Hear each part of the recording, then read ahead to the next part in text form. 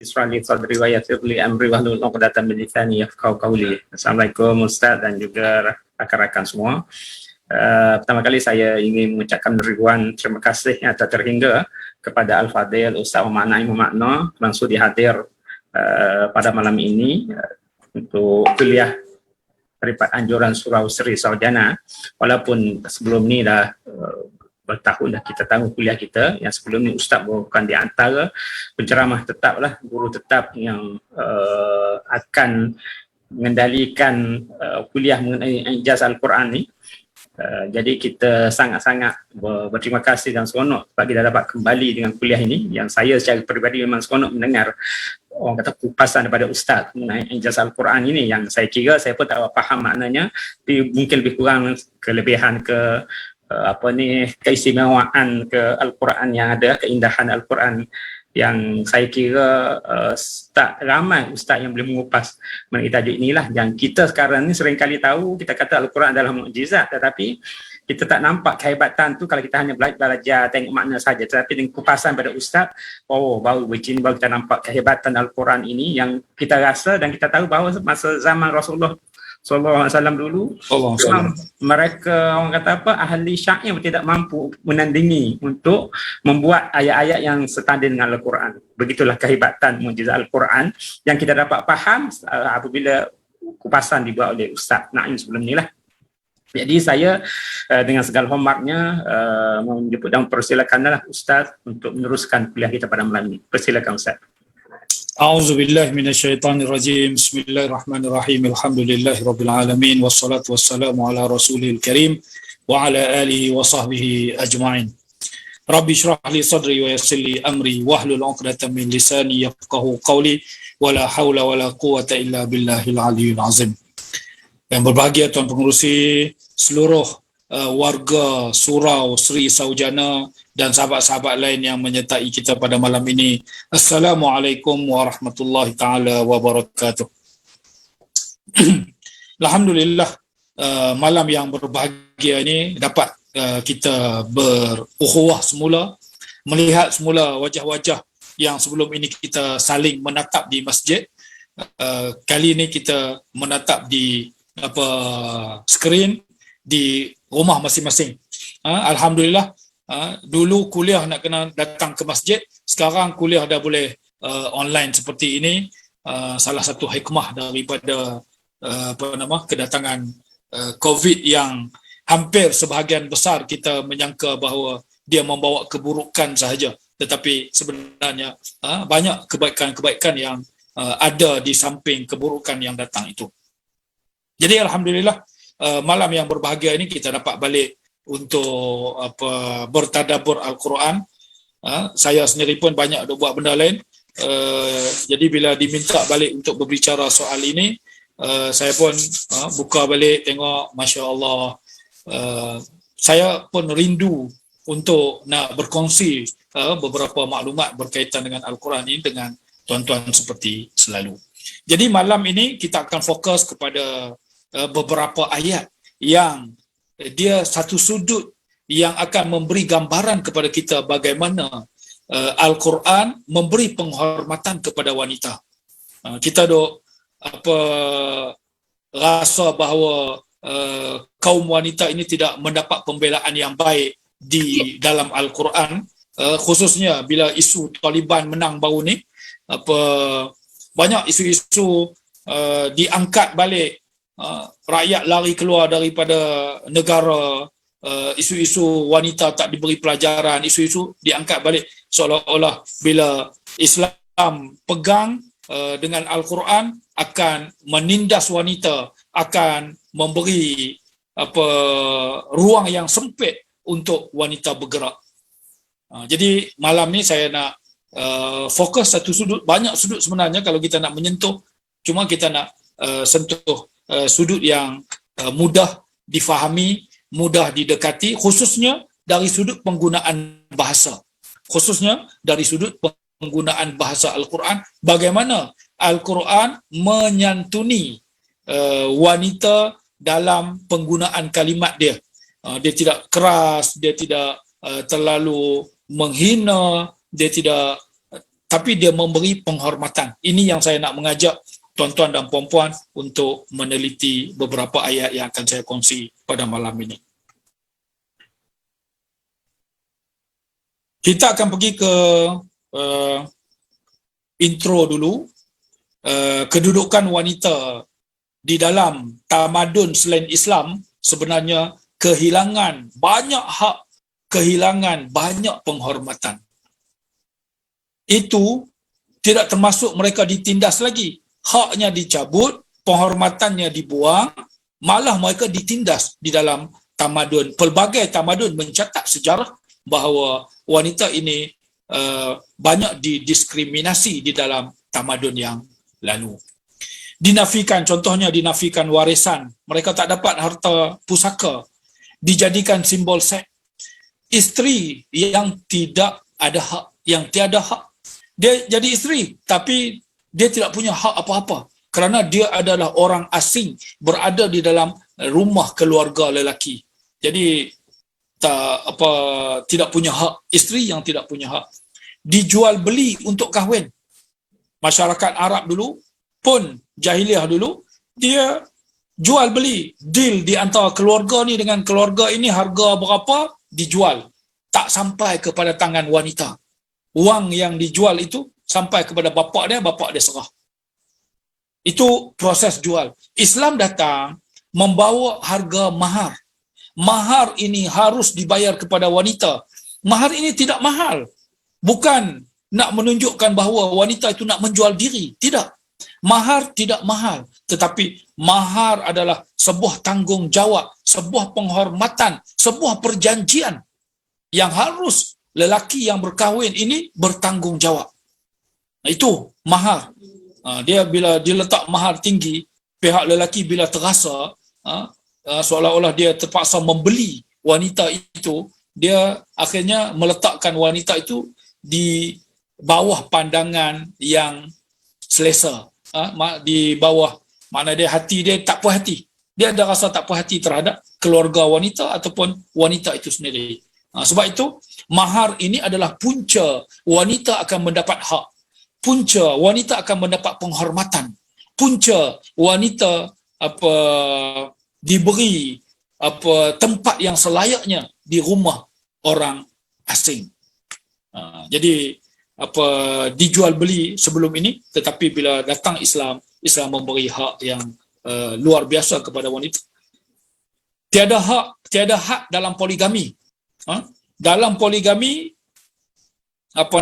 bangsa masyarakat Arab dulu, bangsa-bangsa lain, raja-raja dulu, mana ada had kahwin, soal wanita ni banyak mana dia nak, itu hak dia. Jadi Islam datang daripada banyak yang tiada hak tu dikurangkan. Dikurangkan menjadi 4. Itu ketika ayat poligami diturunkan adalah untuk mengurangkan poligami ni, bilangan poligami. Kemudian wanita sendiri dijadikan warisan. Mati suami dia akan menjadi harta pusaka yang diwarisi oleh anak lelaki pertama, dan anak lelaki pertama tu bebas untuk menjadikan dia isteri, untuk menjadikan dia apa sahaja, untuk menjualnya. Itu hak anak lelaki. Ini di dalam tamadun bukan Islam. Jadi bila Islam datang, wanita diberi hak yang selayaknya. Allah Ta'ala sebut, ya ayyuhan nas, inna khalaqnakum min zakarin wa unsa. Wahai manusia, kami ciptakan kamu, dua komponen, lelaki dan wanita. Saling perlu memerlukan, saling bantu membantu, saling lengkap melengkapkan. Dia tidak kata kami ciptakan kamu lelaki, yang lain semua diserahkan kepada kamu. Tidak. Al-Quran menyebut manusia ini didatangkan dalam dua komponen yang saling lengkap melengkapi. Jadi dia Al-Quran meletak wanita dan lelaki ini di beberapa tempat adalah setara, malah wanita boleh mengatasi lelaki di dalam beberapa hal. Jadi hak setaraf dengan lelaki ini sebagai abdun lillah, sebagai hamba Allah. Ini hak setaraf. Mana lebih ibadat dia, mana lebih bertakwa di sisi Allah, dia lebih mulia. Ganjaran pahala ikut amal masing-masing. Kalau perempuan tu amal dia lebih, dia dapat lebih. Kalau lelaki tu buat amal lebih, dia dapat lebih. Dan dia diberi warisan khas di dalam Al-Quran. Lirijali nasibun mimma tarakal walidani wal aqrabun. Lelaki punya nasib, punya bahagian tertentu untuk harta pusaka. Walin nisa'i nasibun mimma tarakal walidani wal aqrabun. Perempuan juga punya hak dalam warisan yang ditinggalkan oleh anak-anak dan saudara terdekat. Jadi Allah Ta'ala letak, ini di dalam surah Nisa, Allah Ta'ala letak jelas bahawa hak ini untuk wanita. Ini yang tamadun sebelum ini belum pernah mencatat mereka memberi hak kepada wanita seperti mana dicatat dalam perlembagaan Islam, iaitu Al-Quran. Tercatat jelas mereka punya hak. 4, isteri yang punya hak-hak terhormat. Dalam Islam bukan sekadar harta pusaka, dia menjadi isteri yang punya hak, bukan isteri yang tanpa hak. Dan hak-hak itu terhormat. Juga hak-hak belajar, beraktiviti, kebebasan yang di dalam lingkungan yang tidak menjatuhkan maruah, itu dibenarkan, dan lain-lain keperluan. Dan yang antara yang terbesar penghormatan Al-Quran kepada wanita, menyenaraikan dalam list ayat Al-Quran surah pertama, kedua, ketiga dan keempat. Pertama urusan dengan Yahudi, Baqarah. Kedua urusan dengan Nasara. Kenapa kelompok Yahudi dengan Nasara ini yang turun kitab kepada mereka tidak mengakui bahawa Islam ini turun daripada sumber yang pertama. Kemudian nak mengingatkan Yahudi, Fatihah yang pertama pembuka. Yang kedua mengingatkan Yahudi, cerita Baqarah nama dia. Kemudian Ali Imran kepada ahli kitab yang kedua yang patut mendukung agama Islam ini adalah ahli kitab kerana mereka paling tahu. Kemudian yang keempat adalah surah An-Nisa. Allah Ta'ala meletak mereka, isu penindasan terhadap wanita ini perlu dibela melalui surah ini. Banyak pembelaan terhadap wanita dan diberi hak-hak yang selayaknya kepada mereka. Contoh diskriminasi masyarakat jahiliah terhadap wanita yang dicatat dalam Al-Quran boleh kita tengok di dalam surah Al-An'am 139. Surah Al-An'am ini bercerita soal ekonomi bangsa Arab ketika itu. Antara ekonomi utama mereka adalah ternakan. Al-An'am adalah binatang ternakan. Apa mereka gezet dalam perundangan jahiliah mereka? Mereka kata ayat 139 ini, wa qalu ma fi butuni hazihil an'ami khalisatan li zukurina. Mereka kata apa yang ada di dalam perut binatang ternakan kita ini khalisatan li zukurina, khusus untuk lelaki kita saja. Wa muharramun ala azwajina, diharamkan terhadap pasangan kami. Ulama kata diharamkan terhadap para wanita, sama ada dia isteri, dia ibu atau dia anak. Diharamkan. Wa muharramun ala azwajina, jelas Al-Quran menyatakan bahawa dahsyatnya masyarakat jahiliah ketika itu mendiskriminasi wanita, hatta yang ada di dalam perut binatang.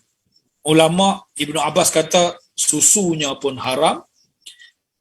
Anaknya kalau lahir nanti nak dimakan, nanti ada khusus tu. Kalau dapat seekor anak itu hanya untuk lelaki sahaja. Tapi wa in yakun maitatan fahum fihi syuraka. Kalau lahir-lahir dalam perut tadi, lahir-lahir mati. tu boleh boleh makan lelaki dan wanita. Ini Allah Taala pun heran macam mana mereka boleh membahagi-bahagikan binatang ini, hak laki hak perempuan. Benda ni tak pernah disyariatkan, tak pernah disebut. Jadi Allah Taala kata saya jazihim wasfahum. Allah Taala akan balas terhadap mereka terhadap perundangan yang mereka adakan untuk menghina kaum wanita. Ini salah satu contoh diskriminasi masyarakat jahiliah terhadap wanita yang dicatat di dalam Al-Quran. Jadi malam ini kita akan meneliti beberapa teks ayat Al-Quran yang akan memperlihatkan kepada kita bagaimana Al-Quran memberi penghormatan kepada wanita, iaitu pada ayat yang bercerita tentang rumah baik dan digunakan, disandarkan, dinisbahkan kepada wanita. Ini penggunaan baituha ataupun baitiha. Bait tu rumah, ha tu perempuan. Rumahnya, baitihin, rumah wanita. Okey. Allah Ta'ala menisbahkan, bila Allah Ta'ala bercerita tentang isteri dan rumah, Allah Ta'ala akan nisbahkan rumah itu kepada wanita. Biasanya rumah ini milik lelaki. Isteri-isteri Nabi berada di rumah Nabi, milik lelaki. Imra'atul Aziz berada di rumah suaminya Al-Aziz. Tetapi Allah Ta'ala menggunakan baitiha, fi baitiha, di rumahnya. Nya tu kembali kepada wanita. Jadi kita nak lihat bagaimana bila Allah Ta'ala bercerita tentang wanita dan rumah, isteri dan rumah, Allah Ta'ala akan nisbahkan rumah itu milik wanita.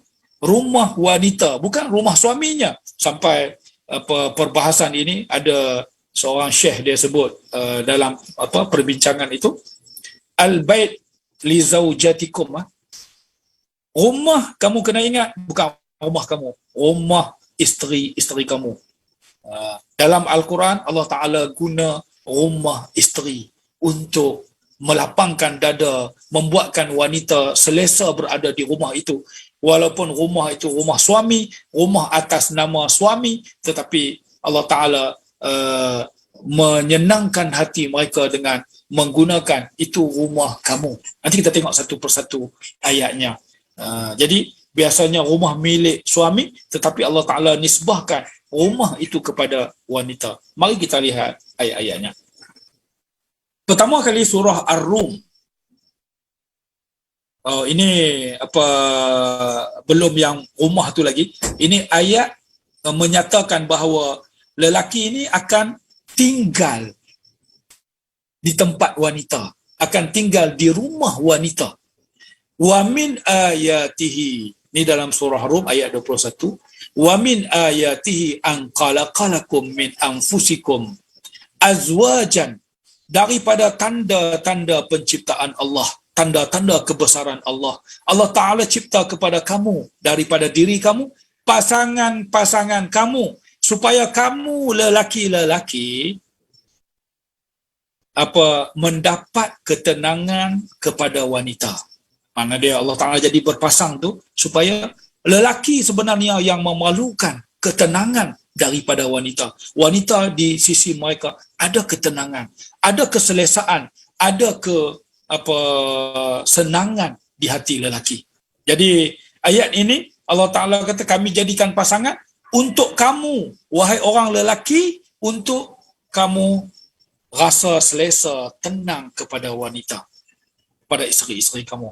Jadi ulama ketika mengulas ayat ini, mereka kata supaya kamu dapat ketenangan daripada isteri kamu, supaya kamu mendiaminya. Maknanya kamu mendiami bersamanya. Syekh Tantawi dalam notanya menyebut sepatutnya penggunaan kalimat ilaiha kepadanya itu diguna litaskunu indaha. Syekh Ali Tantawi kata sepatutnya diguna litaskunu, supaya kamu boleh boleh mendiami di sisinya. Tetapi Allah Ta'ala tidak mengguna di sisinya. Allah Ta'ala mengguna ilaiha, kepadanya, kerana kepadanya ini membawa maksud yang lebih luas.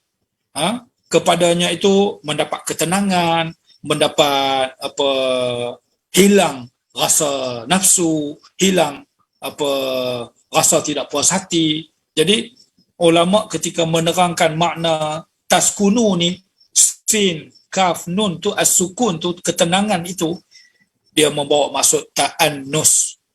Mana dia kita ini, lelaki ini supaya sentiasa bermanja dengan wanita, sentiasa perlu mendapat kegembiraan hati, farahun nafs, dapat itmi'nan, dapat kecenderungan kasih sayang kepada isteri, dapat hub, dapat ta'atuf, berkasih sayang juga, dapat asakan, tempat tinggal. Jadi litas kunu ilaiha ini membawa maksud ini keseluruhan. Ada banyak lagi yang saya tak sempat nak masukkan, kerana banyak ahli-ahli tafsir ketika menafsir ini menambah maksud litas kunu ilaiha. Jadi Allah Ta'ala menyebut dia cipta kamu ini untuk kamu berpasang-pasangan, supaya orang lelaki ini boleh mendapat ketenangan, kebaikan hidupnya di samping wanita. Ini ayat pertama yang kita nak bincang soal rumah yang disandarkan, rumah yang dinisbahkan kepada wanita, bukan kepada suaminya, kepada rumah suaminya. Ini ayat pertama surah At-Talaq, bercerita tentang talak. Allah Ta'ala sebut, ya ayyuhan nabi, wahai nabi. Ayat ini dituju kepada nabi. Ya ayyuhan nabi, iza talaqtumun nisa, apabila kamu menceraikan isteri kamu, fatalliquhunna li'iddatihin, talaklah dia, ceraikanlah dia ketika dia boleh berada di dalam iddah. Jangan ceraikan dia ketika dia berada di dalam haid. Dia tidak boleh memulakan iddah lagi kerana dia dalam keadaan haid. Wa ahsul iddah, dan lepas kamu tolak dia, kamu boleh kira iddahnya. Wattaqullaha rabbakum, urusan tolak ini, cerai-cerai berai ini, kamu kena sentiasa bertakwa kepada Allah, jaga penghormatan diri, jaga penghormatan isteri.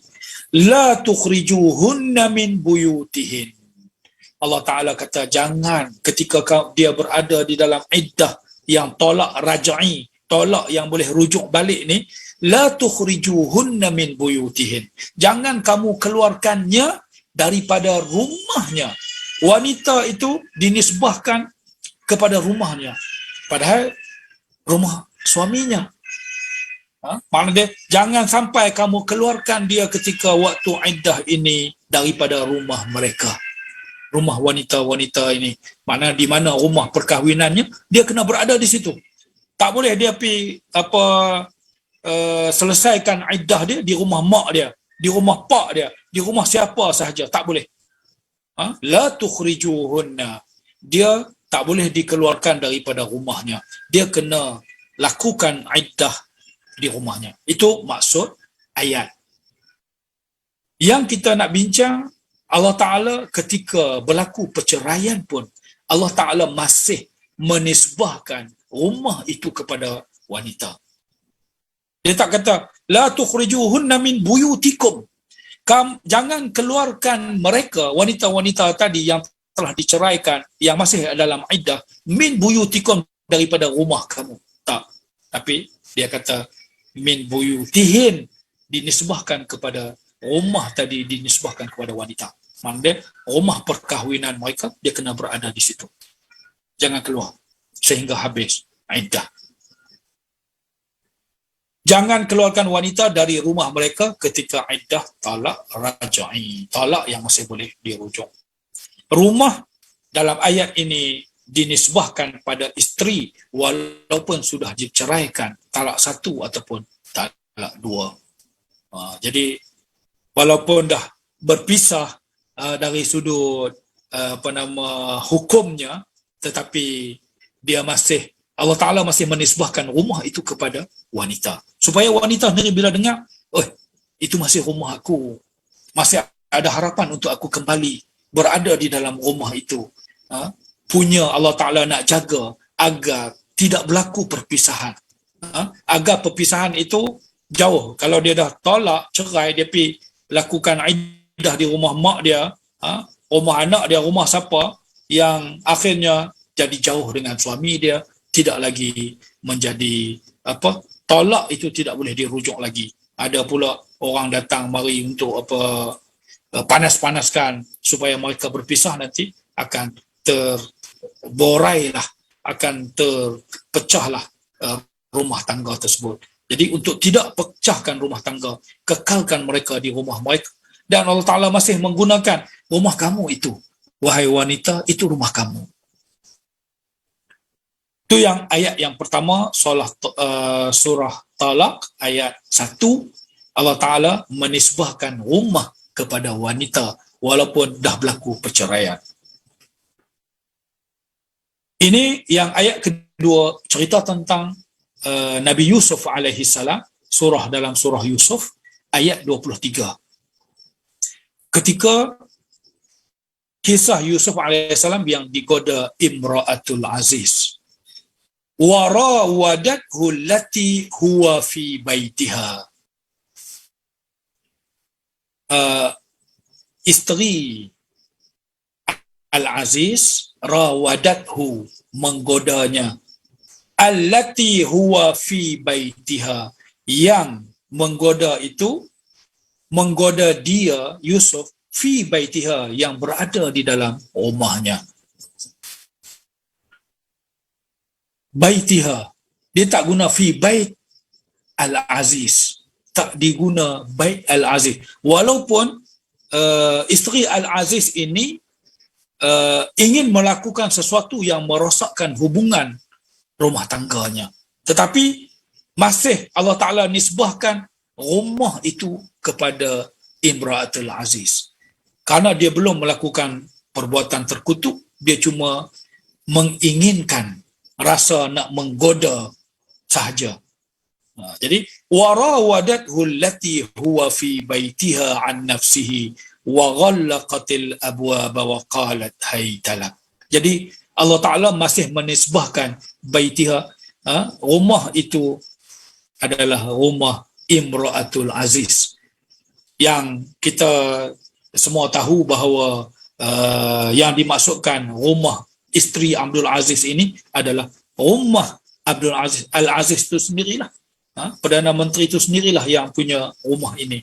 Tapi kerana dia belum melakukan fahishah, dia belum melakukan perbuatan, dia baru berkehendak, baru nak mencoba, belum melakukan. Jadi rumah itu dinisbahkan kepada dia, tidak dinisbahkan kepada suaminya lagi, supaya dia ingat ketika dia buat benda tak baik ini, dia masih diberi penghormatan oleh Allah. Kamu kena ingat, ini rumah kamu, jangan sampai kamu pecahkan suasana rumah ini, menyebabkan kamu dicerai, menyebabkan kamu dihina kerana melakukan perbuatan terkutuk. Tetapi dia belum, baru berkeinginan. Jadi Allah Ta'ala masih nisbahkan rumah kepada Imra'atul Aziz. Ha tu, baitiha tu, fi baitiha, ha tu ditujukan kepada perempuan. Kalau baitihi, rumahnya, itu untuk lelaki. Jadi Allah Ta'ala masih menisbahkan rumah kepada isteri, iaitu Imra'atul Aziz, isterinya Al-Aziz. Ini ayat kedua yang kita nak lihat bagaimana Allah Ta'ala menisbahkan rumah ini kepada isteri, padahal itu adalah rumah suaminya, untuk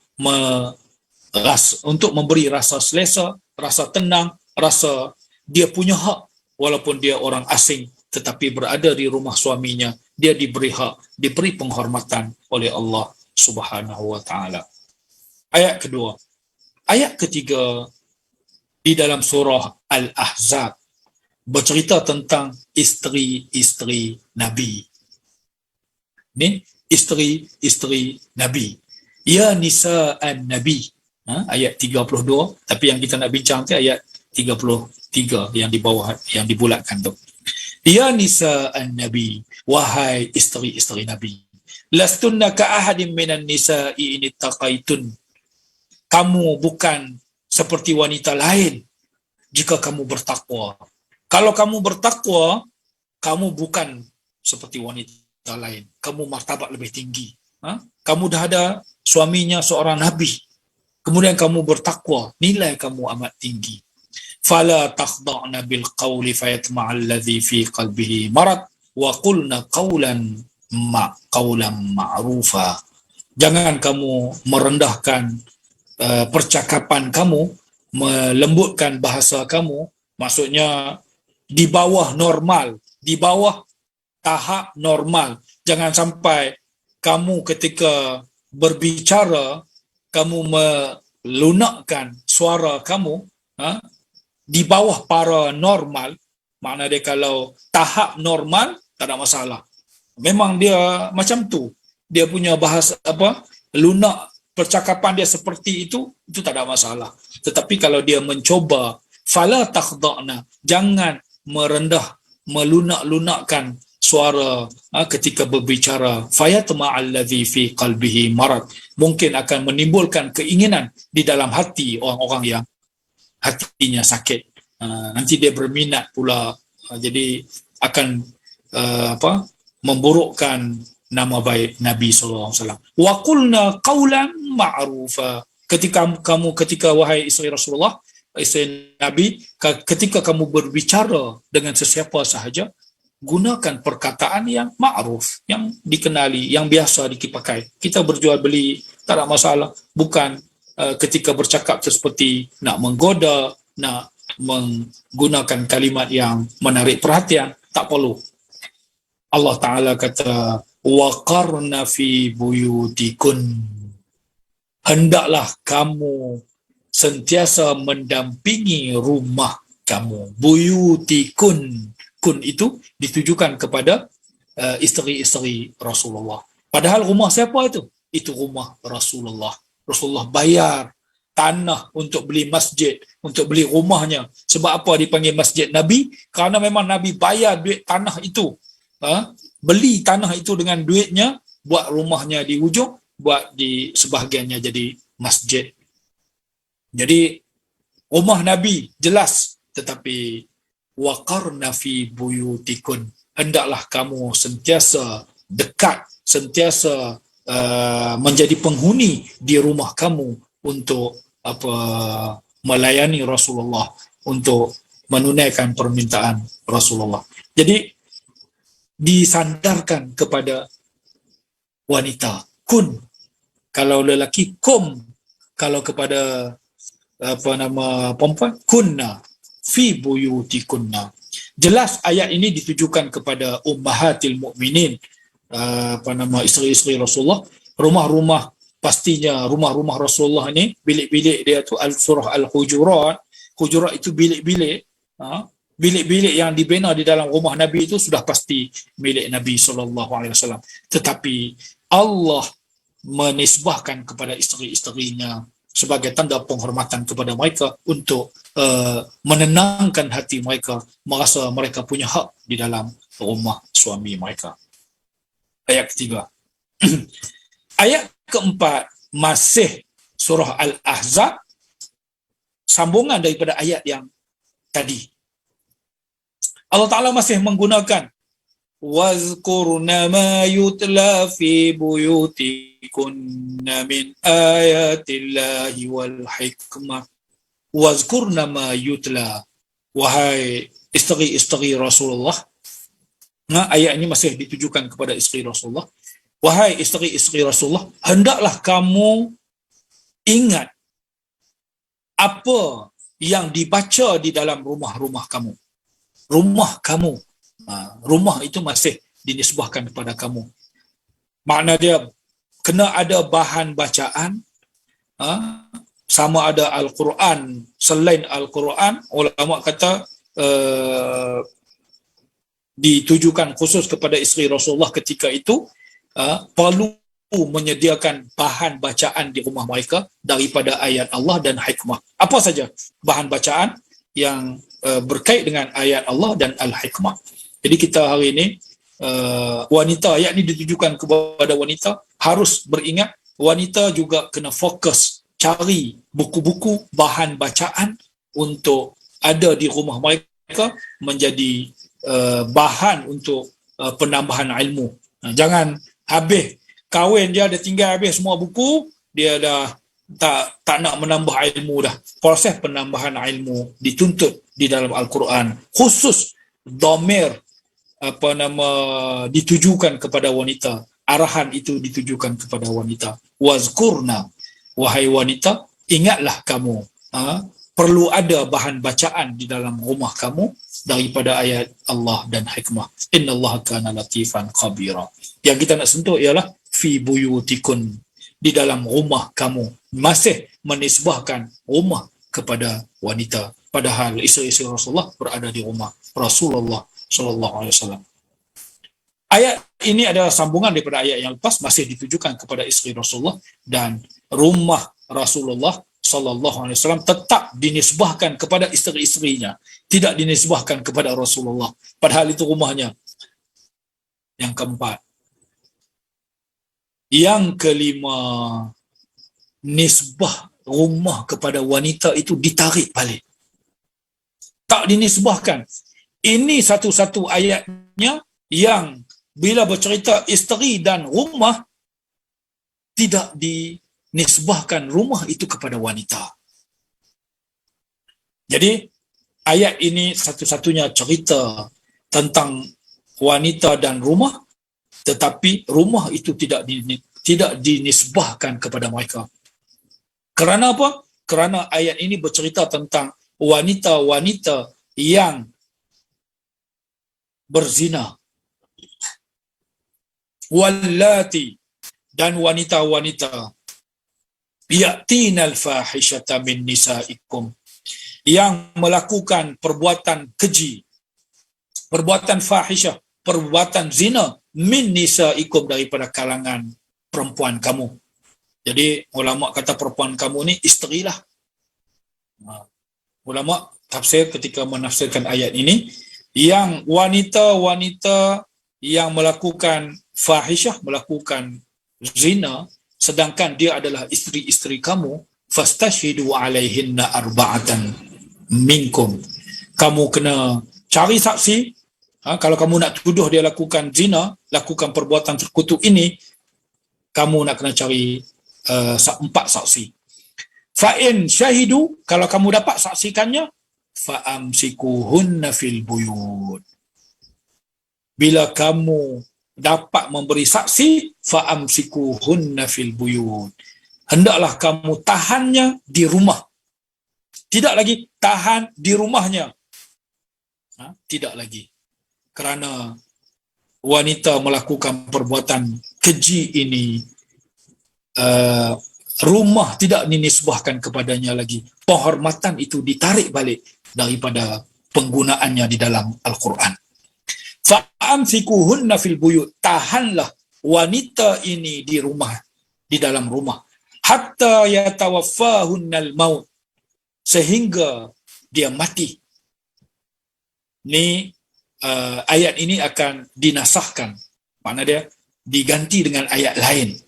Au yaj'alallahu lahunna sabila, atau Allah Ta'ala buka jalan lain untuk mereka keluar daripada kemelut ini.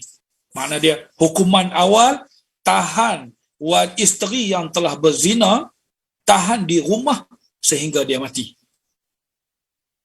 Au yaj'alallahu lahunna sabila, atau Allah Ta'ala jadikan jalan keluar untuk mereka. Jalan keluar untuk peristiwa ini adalah sebat atau rejam. Lepas itu bila ayat di dalam surah An-Nur lepas itu turun menasahkan ayat ini. Artinya dia ada jalan keluar dengan sebat hak, kemudian kalau dia tak mati dia boleh pergi. Itu untuk wanita yang tidak berkahwin. Kalau dia berkahwin, direjam. Itu direjam sampai mati. Tapi kalau yang kena had, dia tidak kena hudud, dia tidak mesti mati. Jadi ada laluan untuk keluar. Dia membawa dirilah ke mana-mana. Ini ayat yang kelima yang kita bentang malam ini. Allah Ta'ala tidak lagi menisbahkan rumah kepada wanita, kerana bila mereka melakukan perbuatan yang memburukkan nama suami, mencemar penghormatan suami, mereka tak diberi lagi hak itu, ditarik balik. Jadi kerana melakukan perbuatan zina ini, kemuliaan tersebut ditarik balik. Jadi hebat Al-Quran, begitu terperinci, begitu teliti ketika memilih kalimatnya. Mari kita tengok kesimpulannya. Ketelitian pemilihan kata yang akan dimuat di dalam Al-Quran amat luar biasa. Allah Ta'ala pilih sebiji-sebiji. Kalau kita perhati sebiji-sebiji penggunaan setiap kalimat yang ada di dalam Al-Quran, tentu kita akan merasa kagum, merasa luar biasa. Ada hikmah yang tersembunyi, yang tersurat dan yang tersirat di sebalik penggunaan kalimat yang Allah Ta'ala paparkan kepada kita di dalam Al-Quran. Ini nilai mukjizat yang menjadi Quraisy dahulu ketika Al-Quran diturunkan merasa kagum. Jadi kita nak cari balik nilai itu di mana. Kita duk baca tak jumpa nilai apa yang perlu kita kagum di dalam Al-Quran. Yang saya nak bawa ini nilai dari sudut penggunaan bahasanya. Nanti nilai dari bentuk sains, dalam bentuk matematik, dalam bentuk ilmu-ilmu yang lain, begitu luar biasa juga. Al-Quran hari ini telah dibuktikan bahawa membawa kebenaran yang luar biasa. Kedua kesimpulannya, kehalusan dan ketinggian nilai sastra Al-Quran ini yang sangat dikagumi dan menarik perhatian saat ia diturunkan. Ketelitian dan kehalusan penggunaan kalimatnya ini menyebabkan dia menjadi kekaguman, menjadi membuatkan masyarakat Quraisy ketika itu begitu kagum dengan ayat-ayat Al-Quran ini. 3, para isteri adalah orang asing, biasanya adalah orang asing di rumah suami mereka. Jadi ketika Al-Quran berbicara soal rumah dan isteri, ia menisbahkan rumah itu kepada mereka agar mereka rasa punya hak di dalam rumah tersebut, agar mereka rasa tenang dan selesa, agar hati mereka rasa berbunga kerana dihargai seperti itu. Ini antara ulasan ulama yang saya terjemahkan ketika ulama mengulas ayat-ayat ini. Hatta ketika cerai, talak raja'i pun, rumah masih dinisbahkan kepada isteri. Malah ketika isteri Al-Aziz menggoda Yusuf di rumah suaminya, rumah itu masih dinisbahkan pada isterinya. Artinya penghormatan masih diberi selagi tidak melakukan perbuatan keji, zina yang akan merosakkan hubungan mereka. Ketika itu Allah Ta'ala tarik balik penghormatan daripada mereka. Tetapi bila wanita melakukan zina, menjatuhkan maruah suami, penghormatan itu ditarik balik kerana kelayakan untuk dihormati sudah hilang. Sebab itu ayat yang terakhir kita baca tadi tidak lagi menisbahkan rumah itu kepada isteri. Jadi inilah bentuk penghargaan kepada wanita yang sudah lama ditindas, dinafikan hak dan dipinggirkan. Al-Quran betul-betul menyantuni wanita dan perasaan mereka. Malah diletakkan setaraf dengan lelaki dalam hal ibadat, ketakwaan dan lain-lain. Apatah lagi, mereka diberi hak yang tidak pernah diberi sebelum ini. Kita duk rasa macam hak tu kecil sebab kita berada dalam Islam ni dah jelas lama dah. rupanya hak ini baru sahaja digesekkan di dalam Al-Quran ketika Al-Quran diturunkan dalam tamadun terakhir kemanusiaan. Sebelum ini mungkin ada di dalam kitab-kitab Taurat dan Zabur, tetapi juga pengamalan mereka setelah Al-Quran, Zabur dan Taurat, Injil diturunkan, sudah mendiskriminasi wanita. Kemudian diangkat martabat mereka menyamai para lelaki, malah dituntut agar lelaki menghargai mereka dan melayani mereka dengan baik. Allah Ta'ala guna wa'ashiruhunna bil ma'ruf, wahai para lelaki, bermuasyarahlah dengan mereka bil ma'ruf, dengan sebaik-baiknya, dengan memberi segala hak-hak mereka bil ma'ruf.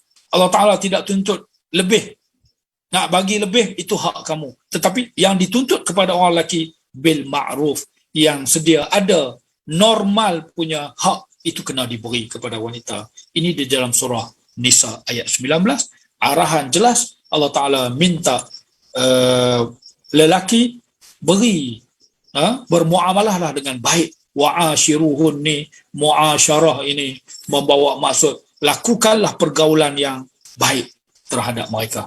Jangan sampai ada menjatuhkan air muka, menghina ataupun melakukan perkara yang merendahkan di bawah hak mereka. Lagi bila Allah Ta'ala meletak ar-rijalu qawwamuna 'alan nisa, ini adalah pelindung kepada wanita. Wahai lelaki, kamu pemimpin, kamu yang akan mengurus wanita, kamu yang diamanahkan untuk menjaga hak mereka, bukan menindas mereka. Qawwamun, Allah Ta'ala letak lagi, wahai lelaki, kamu kena jaga wanita.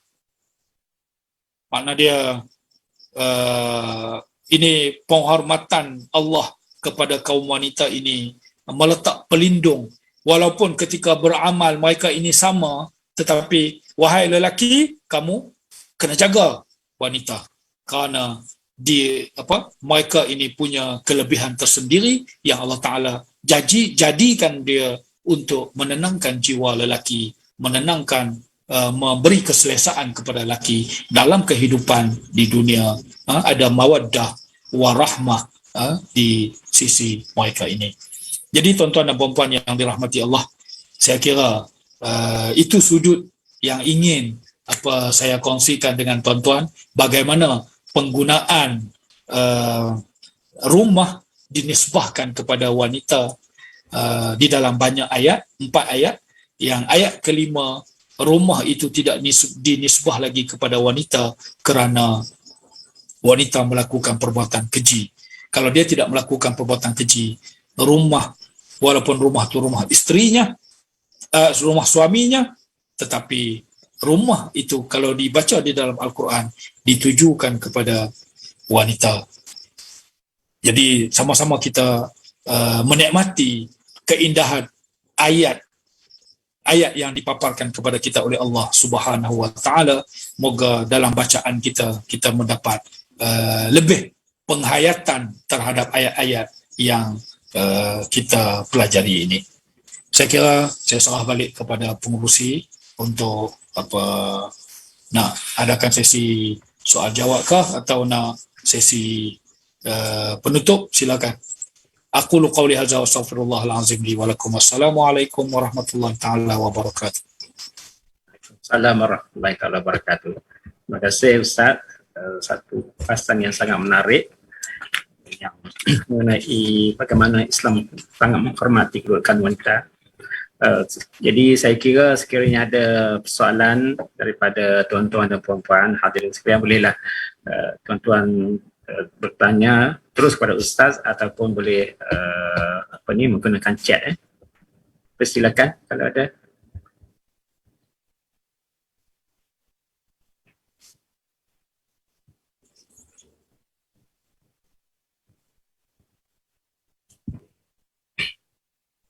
Alhamdulillah, faham. Alhamdulillah, faham. Semua faham, tapi betul Ustaz, nampak jelas kupasan Ustaz dia jelas tadi. Ustaz banyak memberi contoh-contoh bagaimana Islam menghormati wanita tadi kan. Lagi dia tidak melakukan perkara berzina, maksiat dan sebagainya, Islam sangat menghormati wanita. Jadi kalau tak ada persoalan, saya kira sekadar ini sajalah pada kali ini Ustaz. InsyaAllah saya bagi pihak Jawatankuasa Surau Seri Sarjana mengucapkan ribuan terima kasih yang teramat dan terhingga kepada Ustaz atas kesediaan Ustaz untuk berkongsi ilmu pada malam ini. Mudah-mudahan kita dapat menambahkan lagi lah ilmu di dada mengenai martabat wanita ini di sisi Islam. Jadi insyaAllah kita berjumpa lagi pada masa akan datang untuk tajuk yang lain pula Ustaz. InsyaAllah. Billahi taufiq wal hidayah. Wassalamualaikum warahmatullahi taala wabarakatuh. Assalamualaikum warahmatullahi taala wabarakatuh. Okay.